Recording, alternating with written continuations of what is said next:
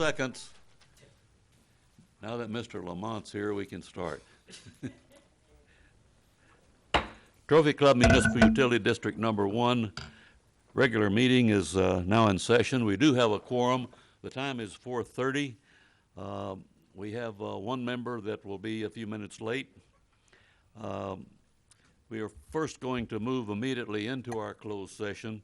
Pam, if you will read the preliminaries, and everybody please keep your seat until Pam gets through reading it before you leave. All right, thank you. The board will conduct a closed session pursuant to Texas Government Code Annotated, Chapter 551, Subchapter D for the following. 1. Section 551.071, consultation with attorney on a matter in which the duty of the attorney to the governmental body under the disciplinary rules of professional conduct of the State Bar of Texas clearly conflict with the Open Meetings Act and or matters of pending or contemplated litigation. A. Potential terms of an agreement with the Town of Trophy Club to allow for issuance of building permits for improvements at wastewater treatment plant site. B. Potential legal action regarding Town of Trophy Club decision regarding wastewater treatment plant facilities upgrade and site. C. New service commitment obligations for water and wastewater service. And 2. Deliberations pursuant to Section 551.074A1 of the Texas Open Meetings Act regarding the appointment, employment, evaluation, reassignment, duties, discipline, or dismissal of a public officer or employee. Jennifer McKnight, General Manager. Thank you, Pam. We now convene into a closed session. After the regular session, so that everybody doesn't have to wait that long on us. The time is now 6:02. We'll start again with the citizens' presentations.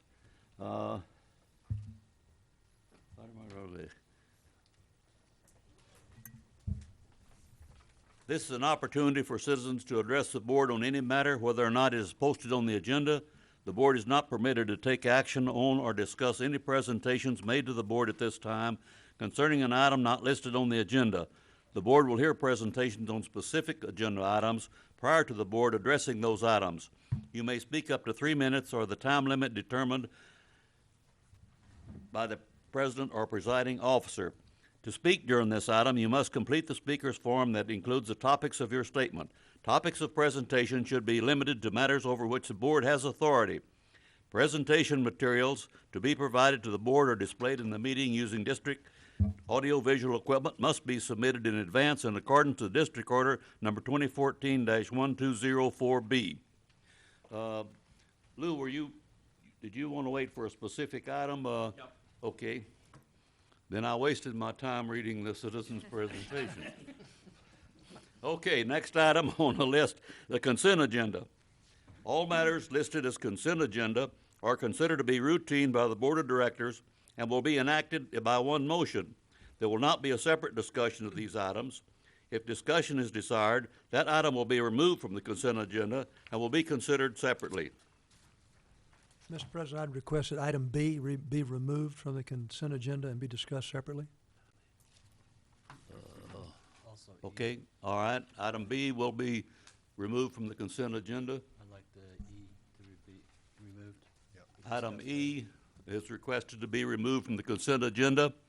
The items then to be considered are item A, July 2015 check register. Item C, resolution 2015-08-18 designating account rights for bank accounts at Prosperity Bank. D, declare surplus property and authorize disposal by the general manager. Do we have any discussion or a motion? I'll make the motion that we approve under Agenda 4A, C, and D. Second. We have a motion and a second. If there's no discussion, we'll call for the vote. All those in favor, it is unanimous.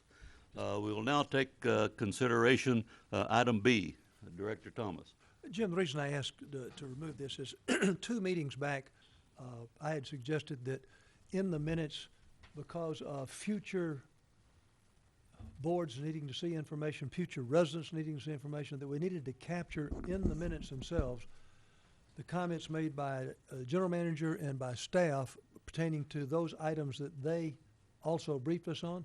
And we had agreed at that time to do that, and these minutes do not include any comments from those. I think they need to be put off to the next meeting until those comments can be added. Right.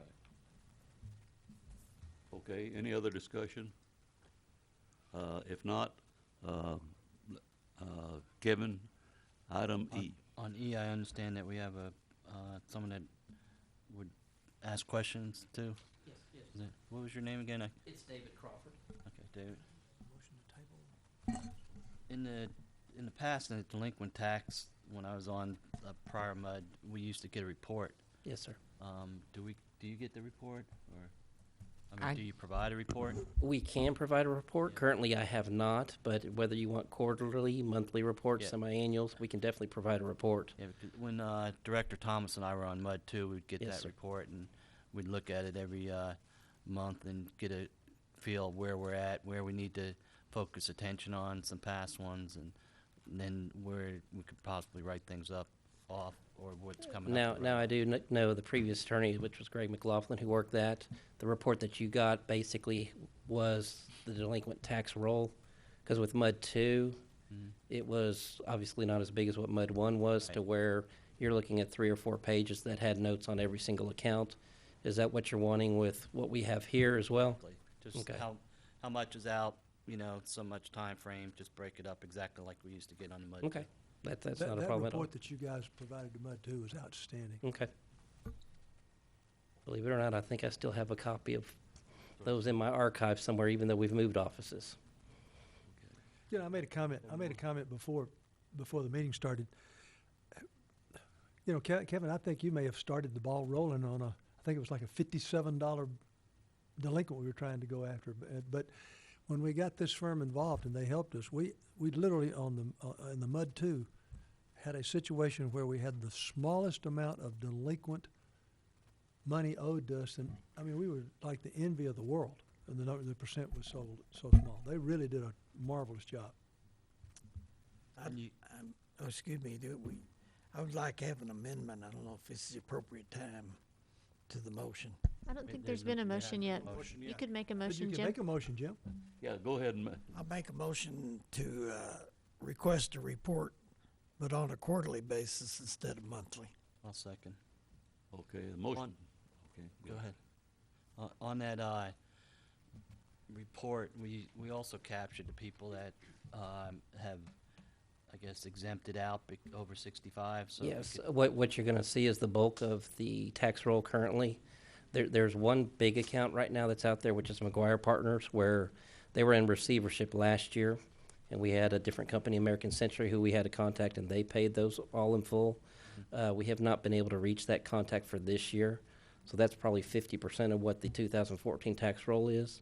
And then there's a significant amount that are over 65 deferrals, which we actually, in the report, when I do submit it, we code them with a F, and those, they're exempted from paying their taxes. In fact, they're taxed at a lower interest rate until they're deceased, and then it's their estates. In fact, I've talked to, the estate would have to pay the taxes at the time. They've got, I think, 60 days after their death to do that. I've talked to a particular taxpayer in this district who he chose to do that. He had the money to pay his taxes, but he felt like he would take that money and invest it, thinking that he can make more money so that he would have that to cover at the time of his Well, death, too. The situation we ran across is the person moved, sold the house, and the title company didn't find it, and we had a big situation we had to go through and get the money. So I don't know how you go about that, if you put it with a lien or whatever, but the title company didn't catch it the last time. Well, the taxes still accrue and the lien is there. It's just a matter that we can't foreclose on the lien, and we don't send letters to collect. As soon as the chief appraiser, first of all, if we pick up a change of ownership, which would be from a deed that the appraisal district would actually then put in on the tax roll, we know for a fact, no matter how it's coded, that that's not an over 65 deferral anymore. Jim. Go. Jim, would you consider, I think part of your motion ought to be that we approve Purdue, Brandon, Fielder, Collins, and Mott to continue as our attorneys in this capacity, and then you put the added statements you had. I think we need to approve them as well. It's Since it's a contract with consent them. is an agreement. Okay, add that to my amendment. Okay. Yeah, I accept it. Okay, we have a motion and a second, both agreed upon. If there's no further discussion, all those in favor of approving item E, it is unanimous. Thank you very much. thank We appreciate it. Item 5, consider and take appropriate action to approve a dual obligee rider and general purpose rider identifying the Town of Trophy Club as dual obligee on the maintenance bond for the construction of public improvements for Canterbury Hills Phase 3 and Water's Edge at Hogan's Glen Phase 3 subdivisions. Discussion. Staff report? Sure. What this item is for, I've had Pam review the riders, and she is in agreement with him. But our development agreement, our non-standard service agreements that we have with Canterbury Hills and Hogan's Glen requires that after they have completed the construction, before we take ownership, basically, they have to provide to us a 2-year maintenance bond. And they had already entered into an agreement with the town, also with a development agreement that required that they provide a bond for all of the improvements, all of the public improvements. So now they cannot go back, or their bonding company will not let them divide up the maintenance bond, the performance bonds, the other bonds were issued all to the town. But what they have agreed to do is to add a rider that would make each of us separate entities on the dual obligee rider. And so we would have basically the ability to, if something goes wrong and we need to file on the maintenance bond related to the water system or the sanitary sewer system, we could do that. And so I think I'll let Pam speak to the rider itself, but through email she said that she was in agreement to it. Right, the only thing that I wanted to see was a signature line for us as well. I know the town council considered this recently, but if you notice on that general purpose rider, it adds us as an obligee. So we are now obligees in the amount of $182,882.12.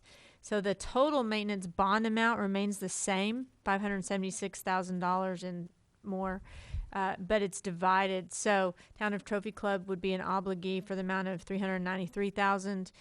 MUD would be obligee for $182,000. And I do want to point out that you're basically would just be approving the form of this for 2 different subdivisions. And on the video, I noted that Patricia informed the council that after she had received this, she noticed that the numbers didn't quite match up. And she was working with the developer for this particular one, to get those numbers straightened out, the division between the two. So these numbers that are on here are not the correct amounts. But we will make sure that it is the correct amounts before, of course, we accept it.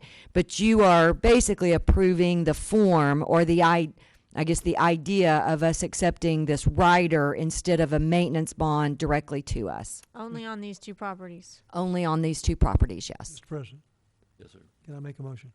Please. Upon recommendation of staff, assuming that the numbers are corrected to our general manager's satisfaction, I'd like to make a motion that we approve to allow the developer to present a dual obligee rider and general purpose rider, identifying the Town of Trophy Club as a dual obligee on the maintenance bond for the construction of public improvements for Canterbury Hills Phase 3 and Water's Edge at Hogan's Glen Phase 3 subdivisions, with the corrected infrastructure cost included in each bond. Do I have a second?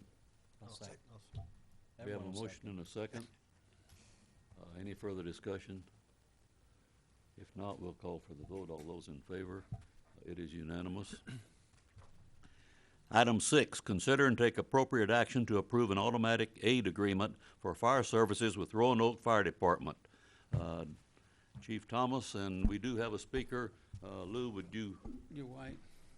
Thank you, President Moss and directors. You have the letter that I produced to Jennifer and the board as far as the questions and the answers that Mr. Toomey brought to us at the last meeting.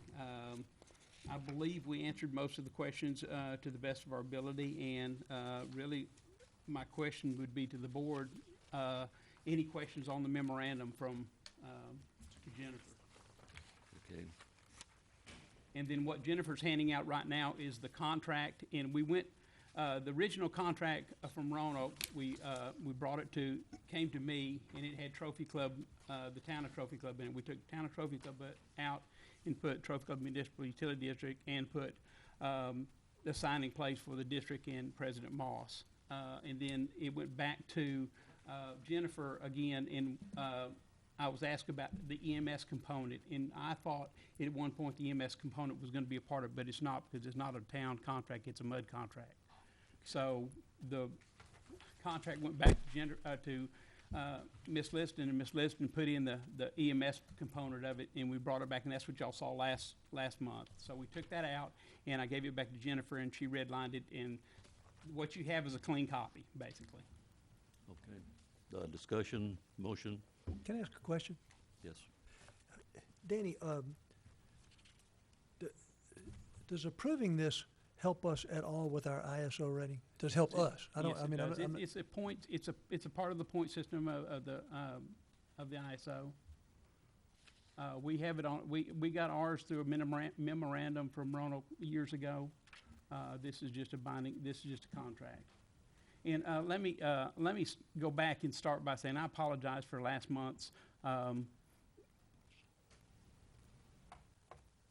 conversation of this process. I think I got a little emotional in my delivery, and I think I was a little bit disrespectful to the board itself. So I want to apologize for me to y'all, as far as my heart is into this department in this community and what we do, and I apologize. Thank you, Danny. Further questions or discussion? one more, and then I'll hush. Right ahead. And Danny, in your numbers, you show year-to-date that we've made 45 fire runs into Roanoke, and they made 21 fire runs into Trophy Club. Yes, and And- I pulled some numbers as far as fire calls, structure fire calls. I'm just pulling it off. I'm just going after the data you gave us in the packet. So you also show we made 8 runs into Westlake, and they've made 6 runs over here. Strikes me that this might be very, very good from one perspective. My perception is if Westlake has a fire run, for whatever their political reasons are across the street, they have a tendency to blast out a call to somebody else to pop over there with a truck to help them out. This, to me, I think, particularly if there was a fire in Solano, we're going to roll. Yes, And we kind of get out of that, letting them Yes, pick who they want yes. to come. it does. I think there's some advantage to us for that, Advantage, long-term politically. really? I think so. I disagree, but okay. Any further discussion? Yes, I have Jim Moss and I were asked to meet with the 2 gentlemen that we hired to take a look at the fire and EMS. The one came out of the Flower Mound Fire Department. I don't know exactly what his job was, but anyway, he made a point to talk to me to say that he thought both cities, there 3 cities or 2 involved here. Is it Westlake involved? Westlake and Roanoke, yes. Okay, the 3 cities. The 3 neighboring communities. Yeah, he said they probably would get a benefit in the ISO. He thought all of them would get a benefit out of it. And he was highly in favor of the getting the trucks rolling as early as possible. What's the ISO rating of Westlake right now? 4.9? Kevin, I'm not sure. I'm not sure without looking up that data. What about Roanoke? Roanoke is, there are 4 right now working on a 3. And we're 3. Been a 3 for a while. And we've been a 3 since '07. And you're saying that we could possibly go to a 2? I don't believe we could go to a. So the answer is the benefit to us in ISO rating is pretty much very slim. We're where we need to be in the ISO. Thanks. That was just to correct Jim Thomas's deal as far as ISO. Any other discussion? I just And- asked a question, Kevin. I know, I'm just restating it to make sure you understand. I like to, after last month's meeting, with the permission of the board president, I met with Chief Thomas, and some of the questions that you can see in the packet, they were, basically I sat down and in about 20, 30 minutes wrote down some questions and I brought them forth to you. But I also asked to have this draft of this reworked sent to me, and I was supposed to get that within 7 days. And I dropped the ball there, And it shows up today. yes. So I'm a little disappointed in that. And I'm going to tell also, we're the board responsible for fire protection for the Trophy Club Mud District and anybody else that we've offered it to. And I understand that this helps get the maximum number of people to a fire in an expedited manner. And I agree with that for, for public safety and for the safety of our firefighters and any other firefighters participating. And that is our paramount responsibility. We want to make sure that happens. But it's also your responsibility when you get, you asked to meet with me. And I said yes. And I also said I wanted to see this so I can look at this. And now it shows up, this is different than what's in the packet. All right? And there's not even a red line copy, so I can see what the changes are. Now, I know the EMS was taken out, but The red line copy should be in the packet itself, so. well, I was looking at that and read pretty much what, there was some banter going on last time. You had one copy, and Pam and Jennifer had another copy, and I wasn't sure now what I was looking at when I was looking at that. But I'd like to ask Lou, because I really respect his opinion, to offer what he thinks of this agreement and how it affects us. Because he's an expert, and he's not wearing sunglasses tonight. Lou Pippery, 32 Crestwood Drive, Trophy Club. This is a good deal for all three communities, as Eric Metzger pointed out to Jim Hayes. As far as the agreements go, now I stumbled on to what you have and all the agreements in question. The only difference between what was in your packet last month, what's here now, that I can see anyhow, what's here now is that last month it said EMS.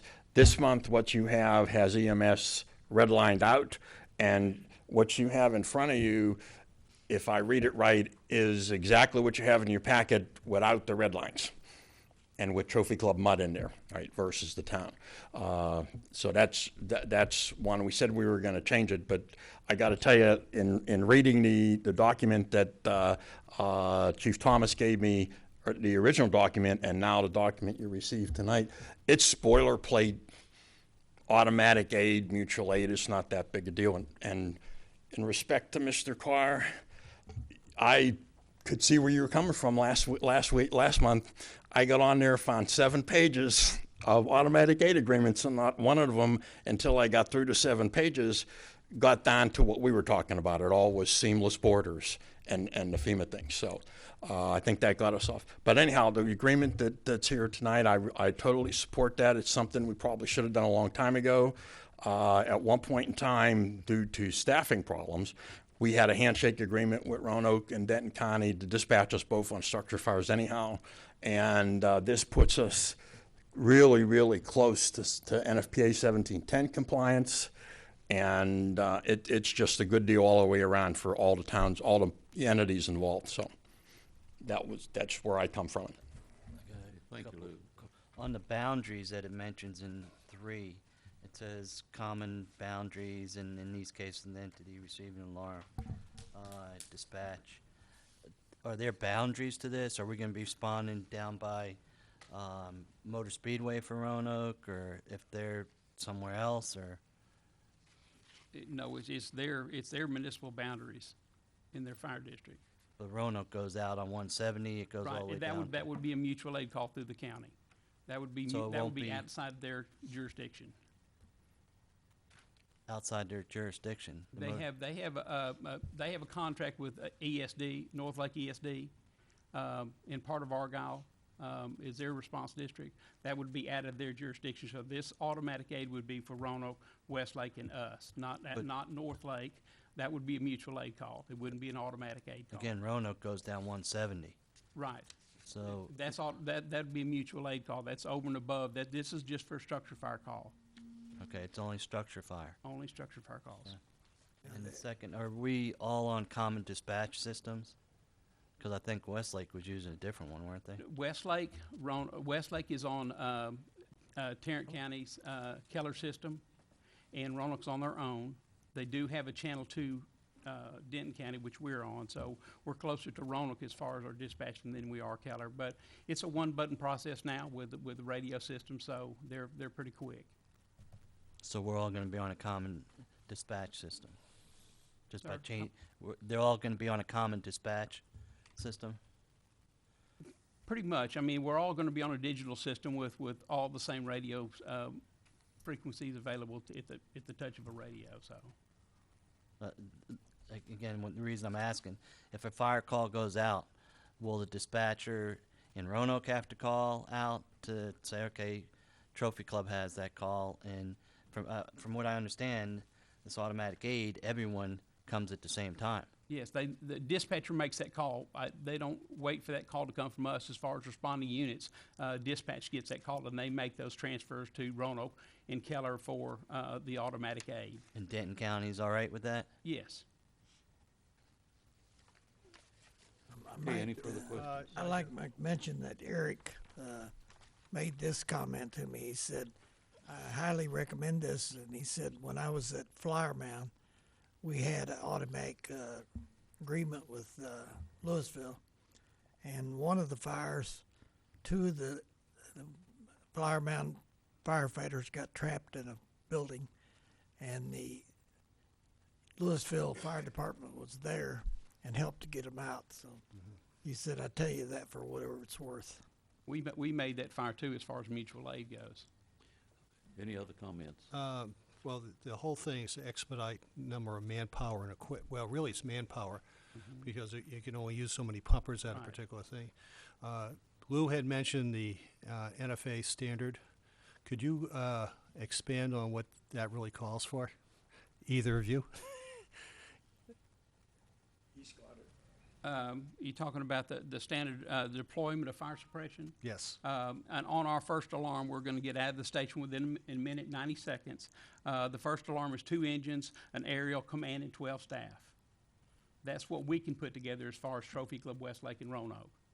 Okay. NFPA 1710 says 18 people with this equipment, 2 engines, an aerial command, and 18 people. And obviously with a normal staff of shift of 5, there's no Right. way we can meet 17 or 18. And again, for a structure fire, this gets Right. the What maximum we amount of get people from available. Roanoke is we get what we request as far as the structured fire goes. We're going to have ladder trucks, so we're not going to request a ladder truck from Roanoke. We're going to request an engine and manpower, so we'll get an engine and 3 people. Westlake will be the same thing. We'll get an engine and 3 people. So, Now, just in command. and for just a little background, if our staff of 5 are at a structure fire, I'm just talking about on the EMS side. That means all our EMS people are there too. What happens then? Mutual aid is kicking in for our. Yeah, mutual aid kicks in for EMS. That's what I do on a structure fire call. Is we drop the EMS component of our response. We get on the engine and we get on the ladder truck when we go to the fire. And en route, I will have South Lake, Grapevine, Keller, Flower Mound, whoever bump up and bring us an ambulance, or sit in our station to cover the calls for EMS while we're gone. Okay, so the way it really works now is whether it's your Roanoke's chief or the Westlake's chief or you as chief, you have a structure fire, you make the call on the radio, and that equipment now rolls. Yes, I make that call for So now each individual. So you have cut out the middleman as far as going to a dispatcher or anything else. That's now Yes. rolling faster. Yes. And what just kind of a ballpark, what do you estimate where you normally get within 4 minutes to pretty much any place inside the Trophy Club Fire District, but how much faster now will this will help you to get either Roanoke or Westlake equipment on the scene? We should have adequate staffing on a first alarm structure fire in 8 to 10 minutes, which is pure 9. Roanoke had a 14-minute response to our last structure fire over on Trophy Club Drive a month ago. Westlake had almost a 16-minute response. So, yes, this will be paramount as far as that time. I think that would have been helpful, though, if you kind of made that point about how much time you're actually making more efficient. Right. Okay. All right, I'm done. Has Westlake approved this already? I know Roanoke. Westlake's taking it to their board this month. I'm not sure what the day is or whatever, but they're taking to the same agreement this month. Is what Chief Witten told me this the other day.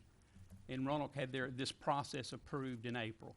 So, But they're going to have to redo it yes, when they get all the signatures done, they'll take it to the council. And you'll add a separate line on your fire report for these call-outs? For automatic aid, Yeah, I can, sure. yeah, I'd like that. You'll see it in the fire number, but we can definitely isolate that automatic aid. Yeah, and who it was to. And I do have some numbers that in 2014, we had, this is structure fires only, we had 13 calls. 5 of them were in Trophy Club, 5 of them were in Roanoke, 2 to South Lake and 1 to Westlake. That's the structure fire calls in 14. A year to date, we've had 8 structure fire calls, 3 Trophy Club, 2 Roanoke, 2 South Lake, and 1 Fort Worth. And Fort Worth was out by the Speedway. Okay. So, Okay. We have a motion.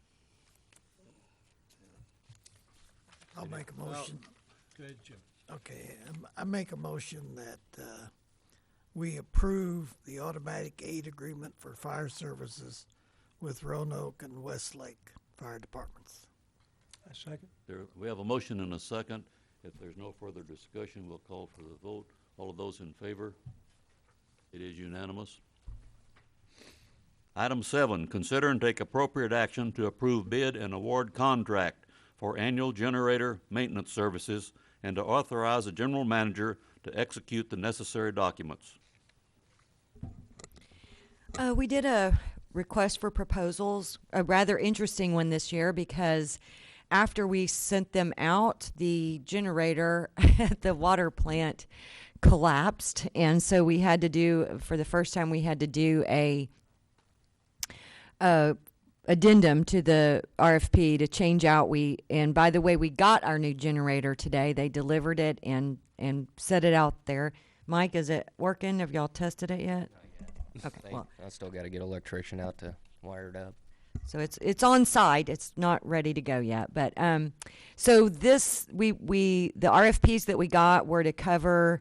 The fire department participates with us in this annual maintenance. It kind of keeps the prices down if they come out and do them all at one time. So it includes the fire department, the building here, the fire department, the water plant. We have a stationary generator and then the portable generators that's used for the lift stations. And then the generator at lift station number 1 and the generator at the wastewater plant. And the RFP, we requested not only a cost for an annual service, but we did also get a cost for a semi-annual service if we decide we want to take that. But more importantly, there will be times where we need them to come during regular hours and maybe do some repairs. And we also asked to get an after-hours call-out. And if you notice, the firm that we're recommending, they do not charge any different for the regular hours and after hours, and they are waiving any trip charges. So our recommendation is to go with the Cantwell Power Solutions. Jennifer, quick question for you. As we move forward and have been talking about in the future adding more generators to the various lift pumps, do you feel like these folks would roll those products into this contract at a fairly reasonable rate? Sure. And we did, there in the RFP that we sent out, we put a disclaimer that we may change out or add generators, but at a negotiated cost.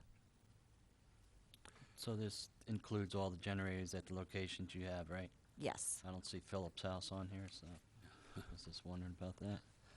We have a motion. I make a motion that we approve the recommendation for The generator maintenance agreement to Cantwell Power Solutions LLC. I second. We have a motion and a second. Wait, for the annual amount of $4,350. Wait for Now we have a motion. That was getting ready to lash. And I allow second the general amount. manager to execute The general documents. manager to execute. Got I agree to Okay, that. we all ready? Yes. it. Yeah, Okay. from both sides.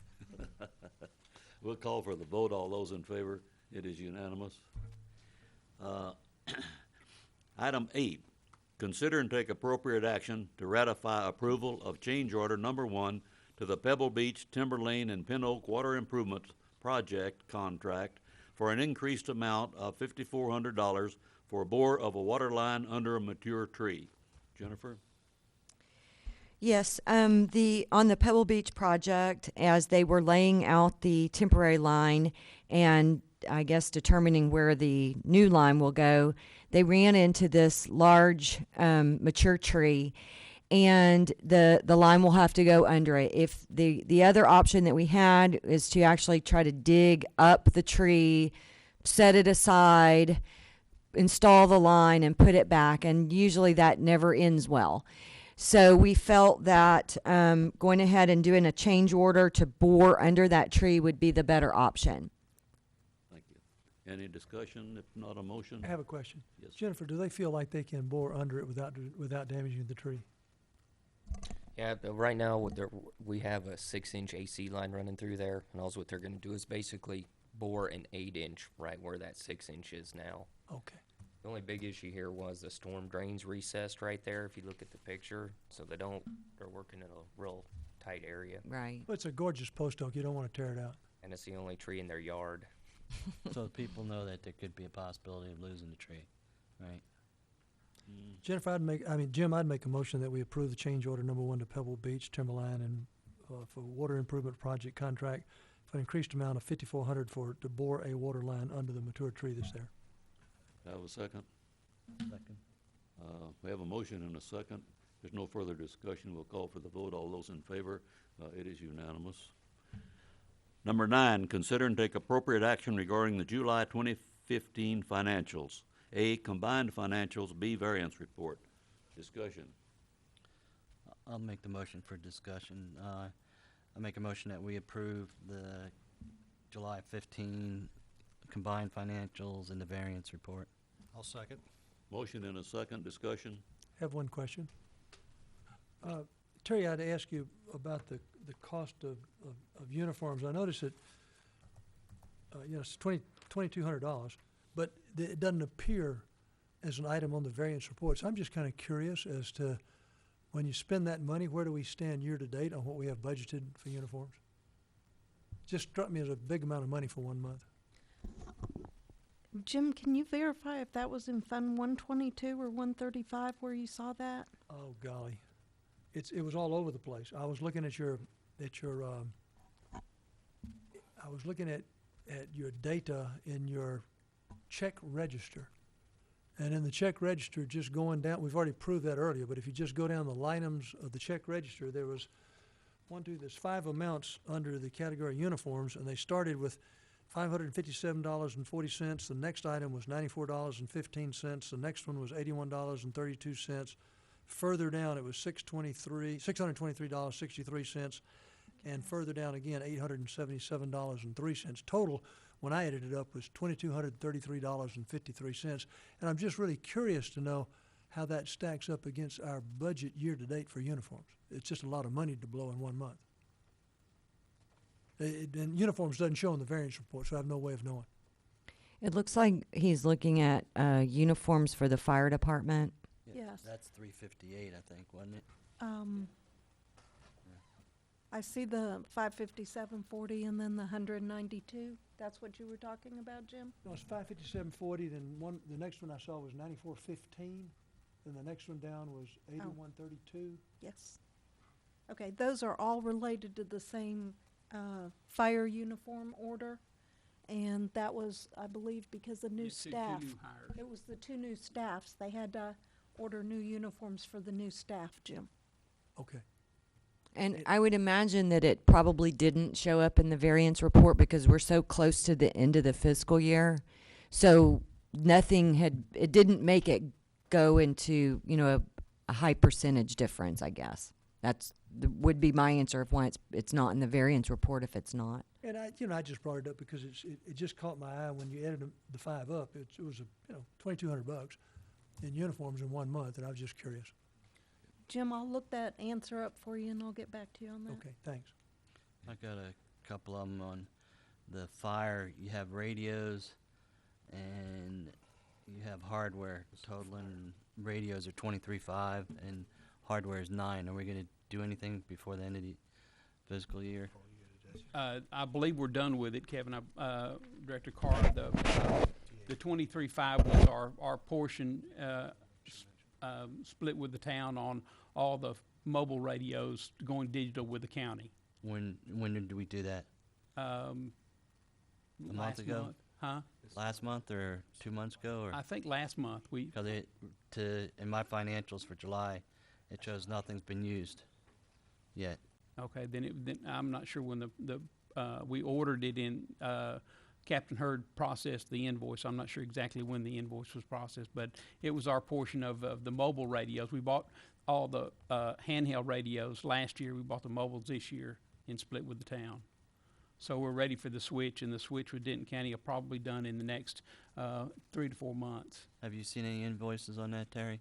On that account, 122-690. It went through the town, so I don't know if they've processed back to us again, so. Are you talking about the radios? Yeah, that we talked about. No, we haven't seen an invoice on that yet. Okay. But I know the purchase has been made and the invoice has been signed. Have the so- radios? Yes, So it had to be at least a month ago. yeah, so we're all Okay. So the town has the invoice. right. Okay.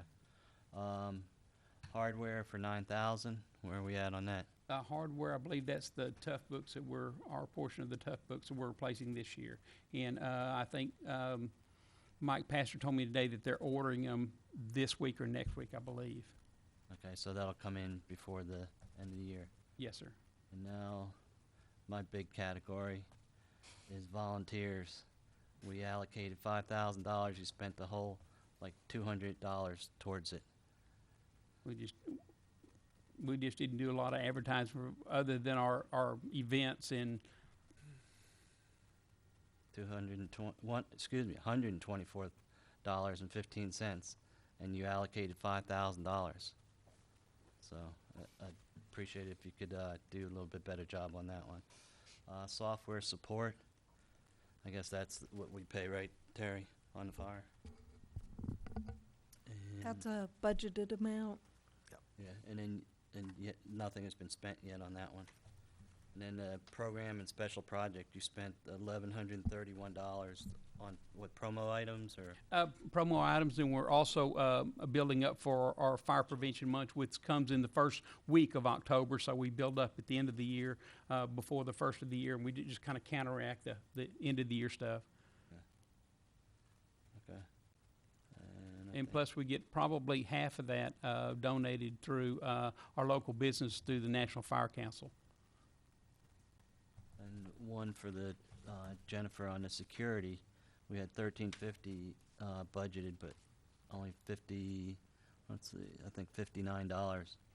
Was that tied to maybe the front entry and that we put on hold, or was that for cameras or? I'm not sure what we had that in there for. I think, it was in case there was some failures. Actually, last year we did have some problems with the badge system, and we didn't have any money budgeted, and so we had to go do a budget amendment. So this year we tried to budget just a little bit of money in there in case there were problems with the badge entry. We have used a little bit, I think, we had to get the walk-through gate latch replaced this fiscal year. We've used a little bit, but it was just budgeted in case there was some problems with the badge security system in this building. Okay, and then just for FYI, we had backloader issues that showed up on, and then a riding mower for cutting the grass, I guess, that had some repairs. That was like $511. The mower at the Winchell plant failed. The riding mower, the big one, and we had to get it replaced, or not replaced, repaired. And then the backhoe, fuel line? We split that with the town. The actual invoice was over $1,300. That's all I have. Okay, any further questions? If not, do we have a motion? I already made a motion. We have a motion And I second. and a second, okay. We have a motion and a second. We'll call for the vote. All those in favor? It is unanimous. Report, Thanks, Danny. Thanks, Terry. reports and updates. General Manager monthly report for July 2015. Jennifer? All right, I'll just start with if you all have any questions about the water report or wastewater report.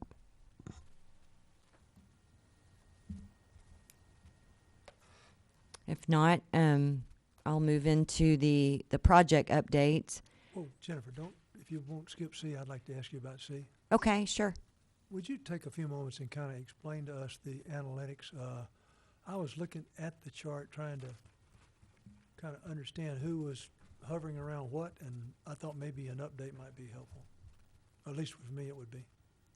Okay, the numbers along the left side show what page they were on. The first one, of course, is the home page. Then the public information for agendas and meetings. That number 2, that's the page that they were on, and you see that there was 396 viewers that looked at the meetings or the agendas. Customer service, email bills, online payments. That was that's number 3. Number 4, my account, which would be where they go to, get information about their account. Rates and charges, about your bill, water restrictions, contact us, establish service. That's if you're, starting service or you're a developer, that's the page you go to. And then forms, customer service forms, maybe to get an application. So if you go along the left side, it tells you what page they were on, and then how many looked at it, and then you can kind of go across the average time that they spent on the page. You can kind of tell what pages they would spend the most time on. Of course, looking at their bill online, you see that that's the highest amount of time. About 4 minutes is how long they spend on there. Maybe they're paying their bill. Does that kind of explain as we go what you're looking for here? It does. And when we say bounce rate, is that moving from one page to another? I don't know what the bounce rate is. Do you? I don't really know what that is. And just a last question for you. We tried to 3 days ago to pay our bill online, and the system wouldn't accept online payment. Do you know what happened? No, I do know that another customer told me that he also had problems last week. Terry, did you? That's something we're experiencing just a small amount of difficulty with, a few customers. I think at this point it's somewhere about the number of 10 over a period of about a week that have been unable to access the online payment system when they had previously been able to. We have referred that to M3. They are investigating the cause. It's not something simple because it doesn't happen for everyone. Yeah. It seems to be selected customers. So they're having a little bit of trouble trying to figure out what exactly is triggering it for just those few customers, but they are investigating, and I think they hope to have an answer for us hopefully tomorrow. Jennifer, you love this. My wife pays all our bills on time. She handed me the envelope and says, "You know where the drop box is." Yeah, just the bounce rate you asked. What the bounce rate is when you go to a site and you just go to one page and then leave. That's what the bounce rate is. Okay. Thank you. So basically 60% was one page. Mm-hmm. Okay. Thanks, kid. Welcome. What else, Jennifer? I'll kind of give you an update on the projects. The wastewater treatment plant upgrade project is still on hold. We're, of course, going through the platting process. The water line relocation project in Solana, at long last, has been advertised, and we will be taking bids on August the 28th. There's an item later on the agenda. They have asked if you all would set a special meeting to review and accept the bids.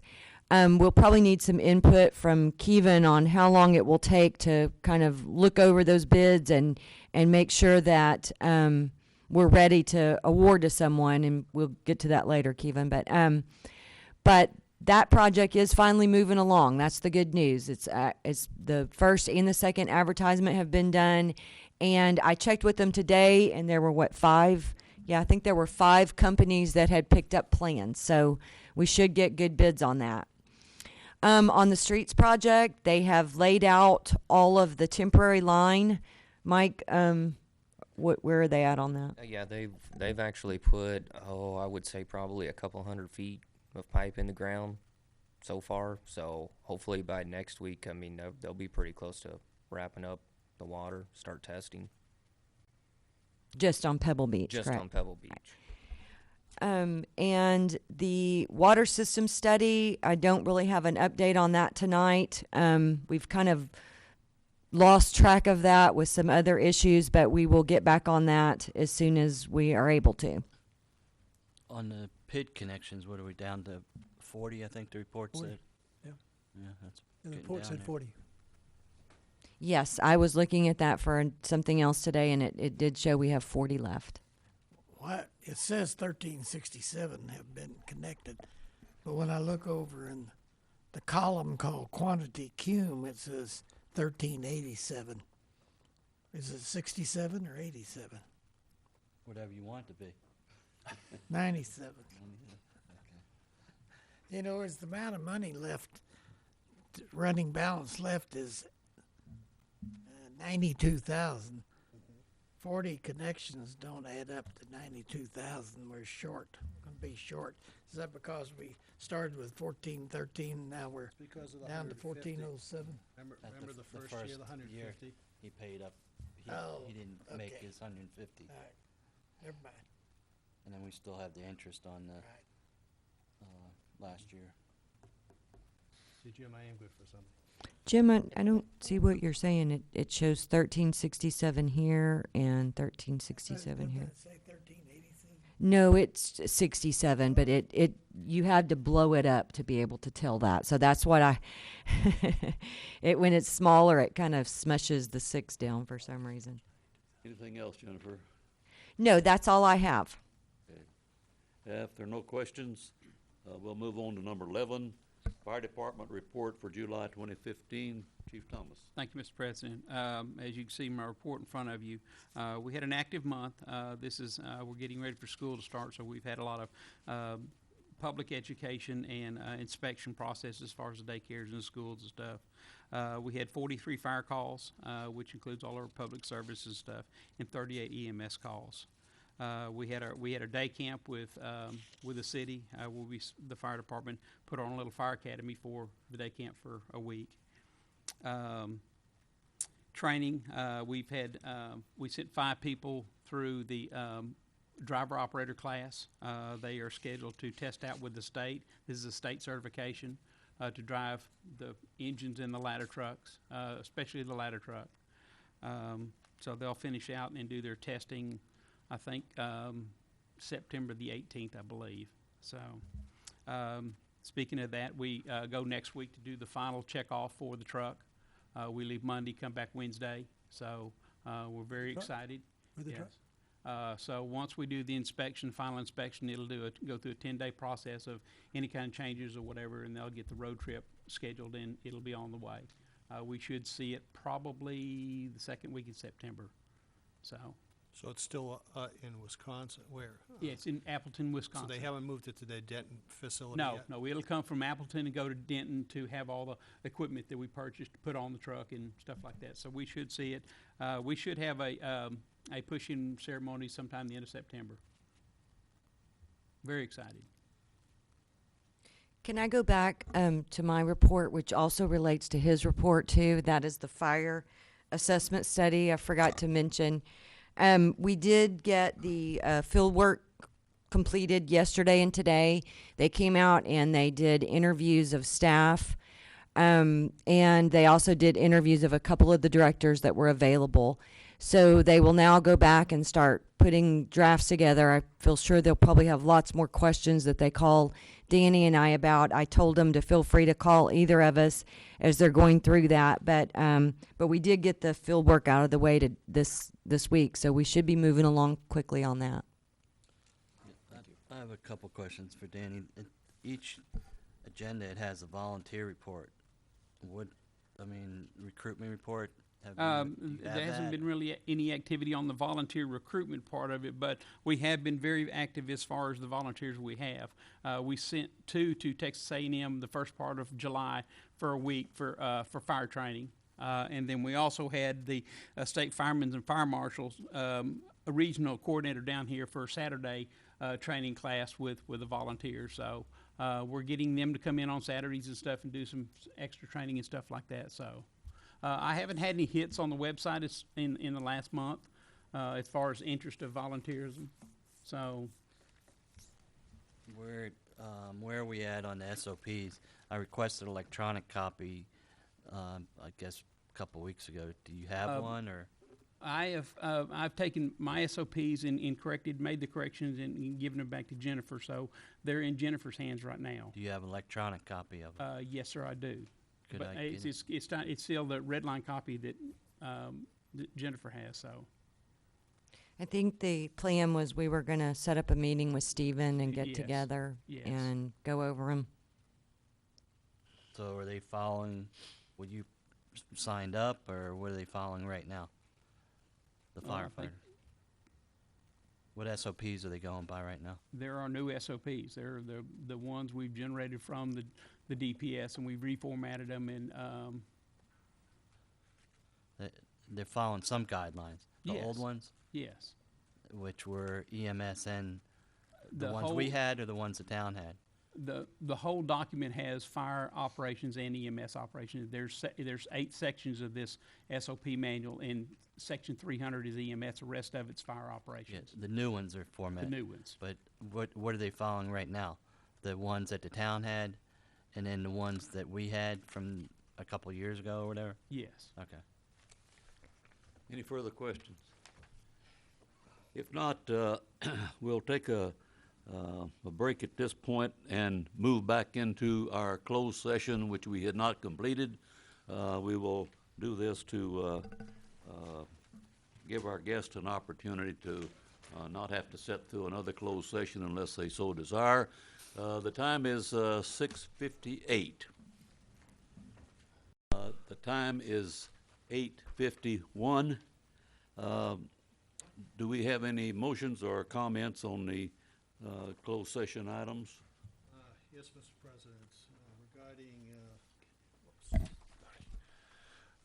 regarding 1A, potential terms of agreement with the town of Choctaw to allow the issuance of a building permit and improvements for the wastewater plant. If you just bear with me for a second. I have to find my notes on this one.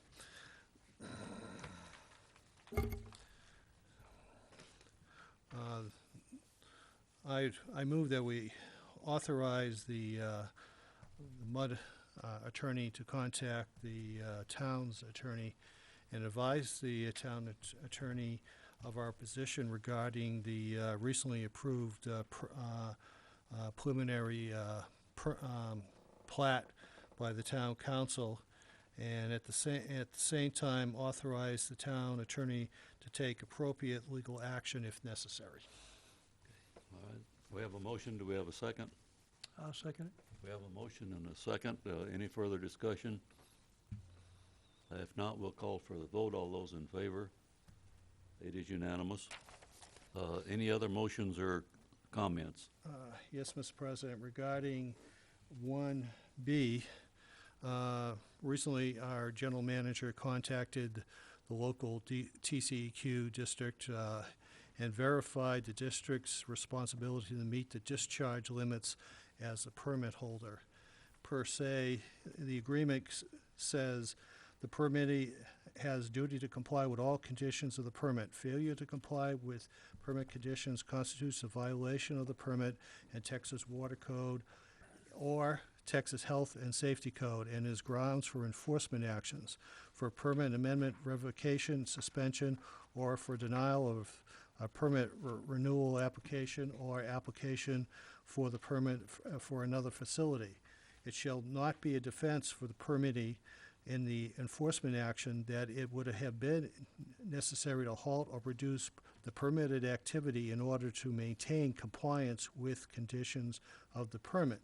The permittee will take all responsible steps to minimize or prevent any discharge, sludge, use of disposal of or any other permit violation that is has a reasonable likelihood of adversely affecting human health and or the environment.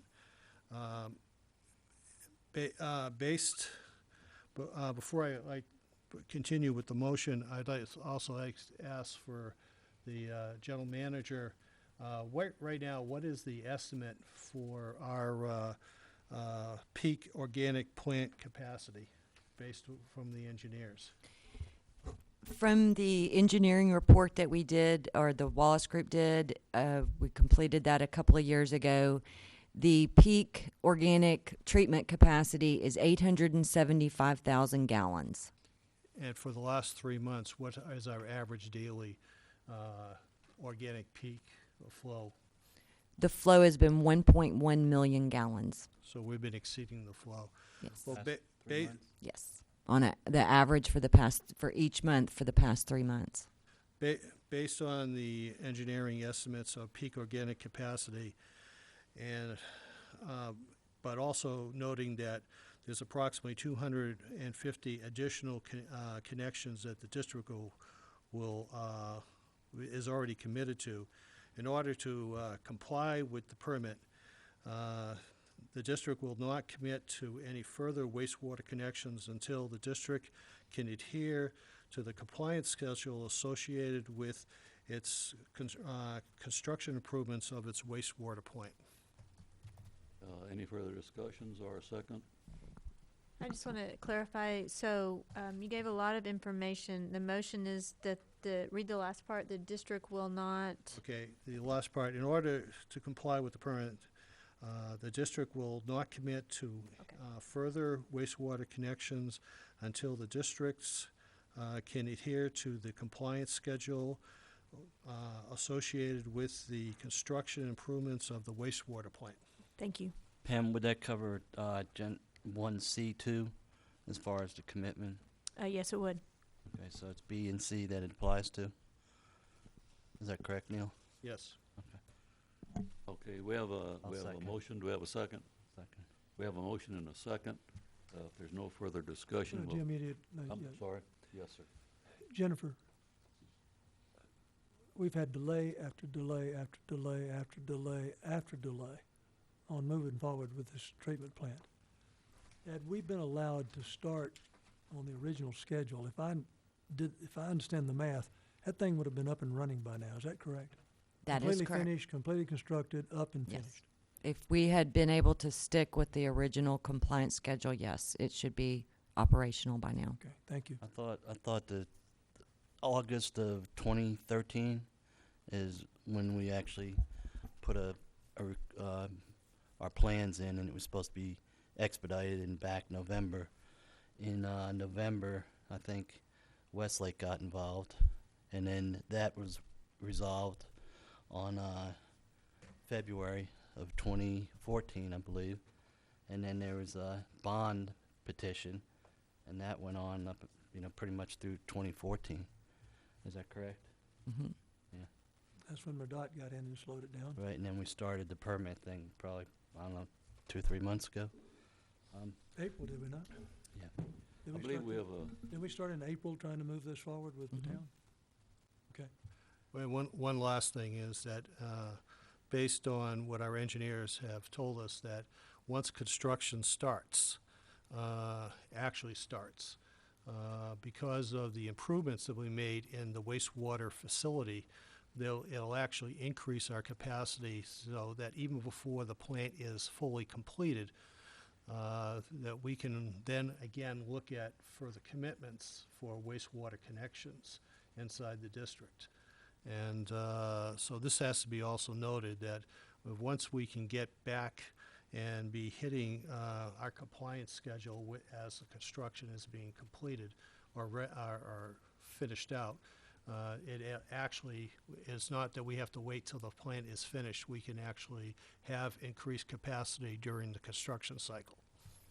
Thank you. Any other comments? If not, we'll call for the vote. All those in favor? It is unanimous. Any other motions or comments? And I'd like to add a motion regarding the upgrade on 1B. Based on the motions that have just been made, the delays, which are costing us about $92,000 a month on contractor delay charges, I'd like to make a motion that we suspend work for up to 90 days on the wastewater treatment plant upgrade. Based on our engineer's estimates, we're paying about $92,000 a month in contractor delayed damages, and I'd just like to suspend it for up to 90 days. We have a second? I'll second. We have a motion and a second. Any further discussion? If not, we'll call for the vote. All those in favor? Could I add to that amendment real Yes. quick? Could I also add that the general manager contact the contractor and advise them? Yeah, either the general manager or through the Wallace Group, that Okay. communication needs to be made. Okay, either general manager or Wallace Group. Notify the contractor of the suspension of up to 90 days. And I agree to that. You agree to that? Okay. No further discussion. We'll call for the vote. All those in favor? Aye. It is unanimous. That concludes the conclusions on our closed session. We are now on item 12, which is the items for future agendas. Anybody have any items that they want to bring up at this time? Then, do we have to make a motion on their a review or something? I thought we were not going to make a, You're just Yeah. going to We don't carry have to that do it. item forward. You don't have to make a Or motion we don't right have to now. make a No. motion on? We're going Okay. to do it in September. Okay. okay, Jim, can I ask a question? sure. Kevin, we've had all kinds of things that have slowed us down on the water study y'all are working on, but do you have any kind of projection as to when you think that might get finished? On the water study, Mm-hmm. the model is working. It's up and running. We have to calibrate it, and we've got the information for the fire department to be calibrating, and we have some questions that we need to get with Mike on. But I would think within the next couple of weeks, we will have it up and running and calibrated, and hopefully we have our questions answered. So we're getting very close by the end of the month to having that something turned back to the mud. So maybe by our next meeting? Possibly. Thank you. Thank you. Okay, any items for future agendas? If not, we announce the upcoming meeting dates.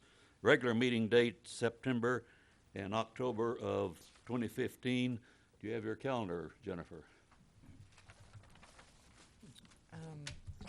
No, I shut my computer there- off. I can Regular run and get meeting one. dates are September 15th and October 20th, but I had made a request for those 2 months only to adjust that schedule only for September and October. It's a temporary situation that I have. My question to you is whether or not earlier in the day on those 2 dates would work, or if you'd like an alternate meeting evening, which in September could be Monday, September 14th at 6 p.m. or Thursday, September 18th at 6 p.m. And for October, Wednesday, October 21st or Thursday, October 22nd at 6 p.m. So either earlier in the day on the regular day, like from 1 to 4, or an alternate evening that week. I'd like We- to. I'm out of town the 14th through the You have your 18th. flights already down. Yeah, my flights are pretty much committed. I like to, can we do it earlier? I can. Earlier in the adjust- day? Early in the day. Can everybody do that? What date? It'll be 15th. September 15th. We could start it whenever you want, but as long as I'm done by 4. I'm on vacation. I will not be able to attend. Oh, that's right. You said you're leaving the 14th. That's the regular meeting date.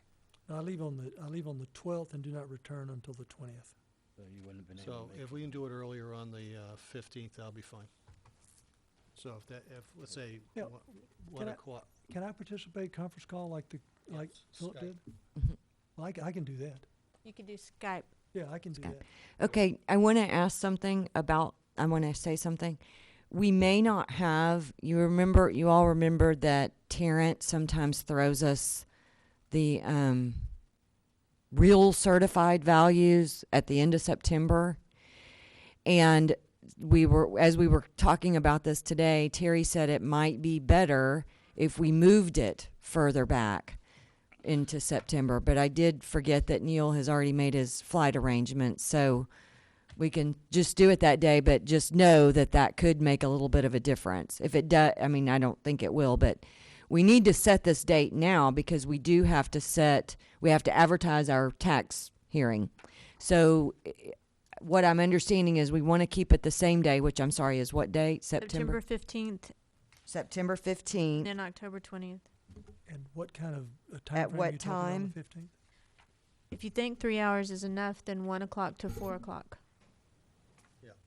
Got that? Okay. So at 1 to 4. And then October, I'm sorry, what day did everybody 20th. decide? 20's fine.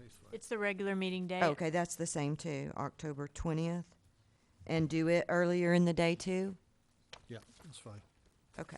As long as that's okay with everybody. So our normal date in September is the 22nd. So No, we're moving And, it's the No, the 15th. normal day is the Oh, 15th. I'm sorry, third week. You're right. Yeah. You're right. Jennifer, special meeting for a bid award for Solana Waterline relocation. Yes, so we will open bids on Friday, August 28th. What do you think? We should give it till the following Wednesday? Yeah, if you give me a couple, are we expected to check references or just check the monetary, the numbers? I think just check the monetary numbers and we can Couple award days the we can- bid and then have them not execute the contract if it turns out they're really crummy or something. Right. Yeah, give us a couple of days. We can do that and make and get back with it to check the Okay, math. so would everybody be available, I guess everybody but Neil, be available on, what is the Wednesday following that August 28th Friday? The second? September 2nd? And the boardroom's open that day. Okay, so what time would y'all like to do it on September 2nd? Morning? That pleases the staff. I'm open all day long that day. Well, Neil's 2 hours ahead of us. What do you One. prefer, like 10 a.m.?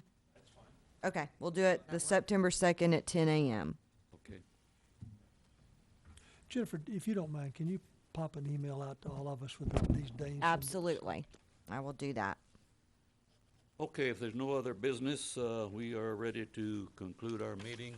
The board meeting is adjourned at 9:06 p.m.